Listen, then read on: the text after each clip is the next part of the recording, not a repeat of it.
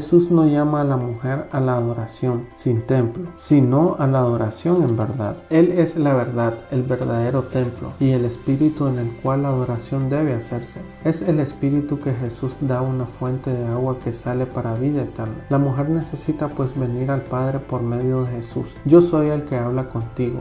En Jesús, el Padre busca a los adoradores verdaderos y encuentra una en la samaritana avergonzada, al lado del pozo de Jacob. En Jesús, tanto la realidad como los símbolos de la morada divina en medio de su pueblo encuentran su cumplimiento en Jesucristo. Leonard Gottfeld ha señalado el significado distinto. ¿Qué tipos adquiere en el Nuevo Testamento? Este significado es claro en Romanos 5:14, donde Pablo habla de Adán como tipos de él que había de venir. Cristo es el hombre del cielo, no solamente la cabeza de una nueva humanidad, sino también la realización de la imagen de Dios en el hombre. Cristo no es otro Adán simplemente en el sentido de ser semejante a Adán, ni en un segundo Adán en el sentido de iniciar otra raza, como si hubiera otro ciclo de la historia comparable al que comenzó en el primer Adán. Al contrario, Cristo mismo es la plenitud de la imagen de Dios.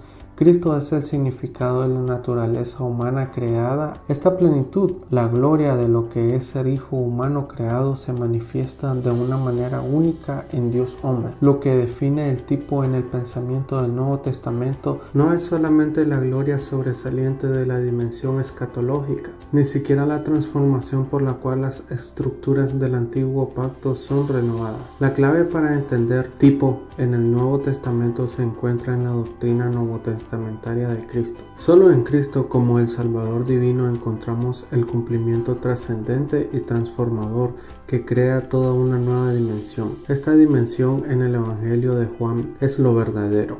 Jesús es la vid verdadera, el verdadero Hijo de Dios, el Israel verdadero, el verdadero pan del cielo. En él la realidad aparece y en él la realidad es dada a su pueblo. La función tipológica del Antiguo Testamento no está limitada, pues a algunas cuantas instancias de eventos que son significativamente simbólicos, el éxodo de Israel de Egipto a través de senderos que Dios abrió en las aguas de la muerte, o la entrada en la tierra que Dios dio a su pueblo como herencia. Al contrario, toda la historia de la redención antes de la venida de Cristo tiene una dimensión simbólica. Dios libera a su pueblo, lo guía, lo bendice, lo juzga.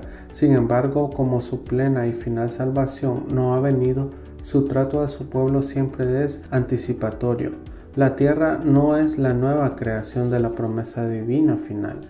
La victoria sobre los amalecitas o sobre los canaítas no es la victoria sobre Satanás y los poderes de la oscuridad. Como Dios liga a su pueblo a él mismo en compañerismo vivo, su salvación no es meramente una sombra, una cáscara para ser desechada. Abraham por fe conoce al Señor y puede discernir la realidad que queda detrás y más allá de las promesas de bendición temporal. Pero la fe de los santos del Antiguo Testamento nos da la clave para entender e interpretar la historia revelada de su peregrinaje terrenal. No encontraron y no podían encontrar descanso hasta que la promesa se cumpliese, no solo en Isaac, sino en Cristo. El Nuevo Testamento proclama el cumplimiento de todos los símbolos tipológicos del Antiguo Testamento en Cristo. El cumplimiento es más grande que el tipo, más que Salomón, más que Jonás, más que el templo. Ha venido el Hijo de David, es más grande que David.